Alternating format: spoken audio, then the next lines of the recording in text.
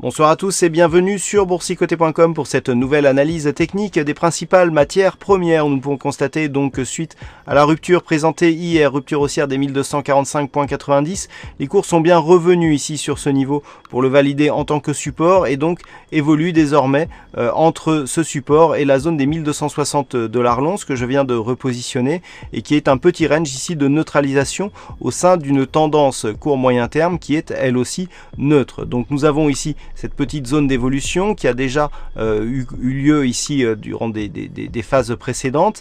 Alors tant que les cours évoluent à l'intérieur de celle-ci, eh bien il y a une neutralisation de la tendance. Par contre, en cas de cassure ici haussière des 1260, eh bien nous aurons une dynamique qui continuera à évoluer d'une manière neutre d'un point de vue moyen terme, mais avec une prédominance plutôt haussière. Mais pour la confirmer, il faudra casser ici les 1295 $ l'once. En cas de rupture ici des 1245,90, il faudrait valider d'une manière un peu plus précise la cassure baissière de ce support que la précédente fois pour avoir un petit biais baissier, encore une fois, de cette dynamique donc neutre, mais avec une prédominance baissière, mais qui serait confirmée seulement en cas de cassure ici des 1218,50 $ l'once. Donc c'est neutre pour l'instant, il faut attendre une sortie ici de ce petit range pour avoir une petite priorité donc sur le futur directionnel.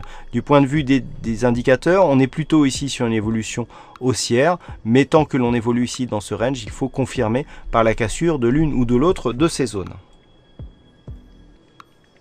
Et puis sur le WTI, j'attirais votre attention hier sur la rupture ici des 43,20 $ le baril, zone qui devenait résistance. Eh bien, on a confirmé cette configuration, puisqu'après une évolution neutre, eh bien, on revient ici tester ce niveau qui est aussi le niveau de passage de la moyenne mobile 20 exponentielle sous laquelle évoluent les cours depuis maintenant quelques jours. Donc nous avons une dynamique qui reste dans une optique plutôt baissière. Le fait d'avoir cassé ici ce support et que celui-ci soit validé en tant que résistance va en ce sens et va vers une poursuite de ce mouvement.